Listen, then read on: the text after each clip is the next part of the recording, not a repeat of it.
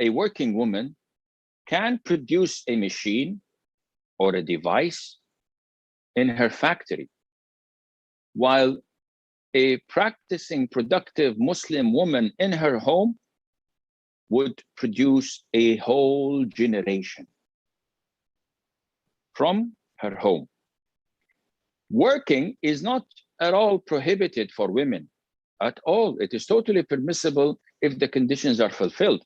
But what is better for a woman? To work outside her home, leave the kids unattended, or taken care by a maid whom we don't know what she does to them or what she teaches them, or to be among her children, teaching them various sciences and moral acts that would shape and form the way they grow up. So we always often hear, how can a woman be productive when she's deprived of everything? You extremists, you fundamentalists, you sheikhs say everything is haram, haram, haram. How can she be productive when she's deprived of everything? First of all, this is an exaggeration. We never say that everything is haram. And whatever we say, we don't say it from our own whims and desires. And this is what I always ask my students, or who come asking me for solutions. Do you want to follow Sharia, or do you want to follow your whims and desires? 100% of those who I ask them this question say, we would like to follow Sharia, no doubt. Unanimous answer. But when you ask them in that particular problem or situation, which you're asking me about, are you following Sharia, or are you following your whims and desires? This is when they start to stutter and they stumble and say, oh, I don't know. Why? Because they know that they're not backed up by Sharia. They can't provide the evidence from the Quran and Sunnah that what they were doing is right. So the only alternative is that they're following their whims and desires. And I'll give you an example. We want women to be productive. Good. We want women to enjoy life. Excellent. Can we do this through Sharia or through our whims and desires? We can do this through Sharia, but Sharia doesn't suit you here. Why? Because in order for you to be productive in your point of view and to be happy and being paid, you have to free mix, you have to take off your hijab, you have to, if not break some rules, bend them. You have to travel without a mahram. You have to be in seclusion with non-mahram. It's a meeting, Sheikh, it's a business meeting. What can I do? We have a retreat every year for 3 days, and we have to go to Goa. And yeah, we have to go to the beach with the management. It's my job, Sheikh. What can I do? Subhanallah. So are you following Sharia or your whims and desires? Here is where the punchline is. They said, they can't say Sharia. And this is the biggest problem Muslims have. I have many big problems for Muslims, but one of the biggest problems. What is that? No, it is the biggest problem. Sue me, who cares?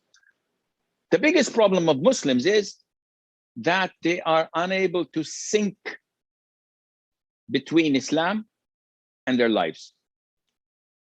And this is where they come to the fork of the road. Either I have to go right or left. Islam says go right. Others say, well, my whims and desires say go left. Whom to follow? This is what defines you as a Muslim or not. You see, Islam is a frame. So Islam is just a frame, like this one. And your life is a picture, which is bigger than the frame. A real Muslim puts the frame on the picture, which is his life, and start to cut the edges that does not fit.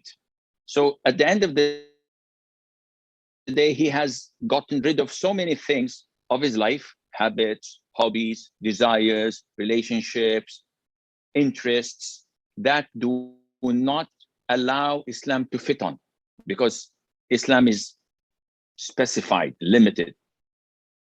Now we have the frame fitting 100% your life. You're a practicing, real, true Muslim. Mabruk. The vast majority of Muslims, when they put the frame, said, oops, I can't get rid of these hobbies, these habits, these desires, these sins, what to do? The frame, I have to start breaking it, taking edges off it, put duct tape, put branches here, put some wood and nail it. So at the end of the day, I have a frame that fits my whole life. But this frame, this crooked frame, is not Islam. It's something new. This is why women find it difficult to adhere to Sharia, because it doesn't go with what they want. Sheikh, I'd like to be a nuclear scientist. Okay, my daughter, that's good. But I have to live in America for 7 years and work among men and study in different universities. And I don't have a father or a brother or a mahram to take me there. And I have to live alone, and I may have to work at night to provide for myself.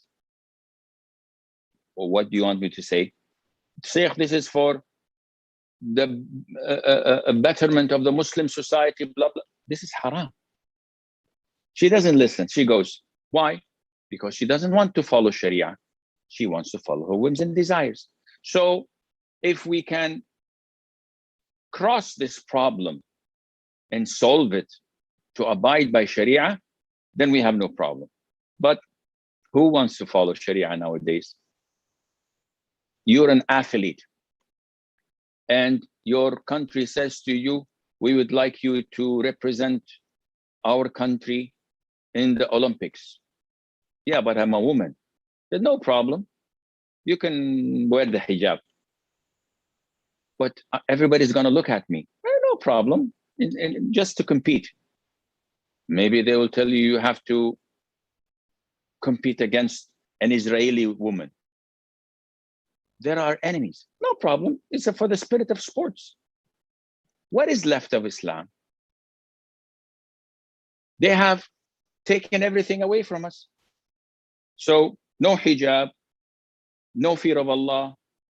And I'm competing against an enemy of Islam who took forcefully Al-Masjid Al-Aqsa from us Muslims, kicked our Muslim brothers and sisters from their homes, occupied them, terrorized them, oppressed them. And I shake hands with them and I compete with them and I have a selfie with them. What is left of Islam? This is why the biggest problem is how to get aligned, synchronized between Islam and what Islam wants from us, between Islam and what our lives are all about. Once we manage to do this, then we are in good hands.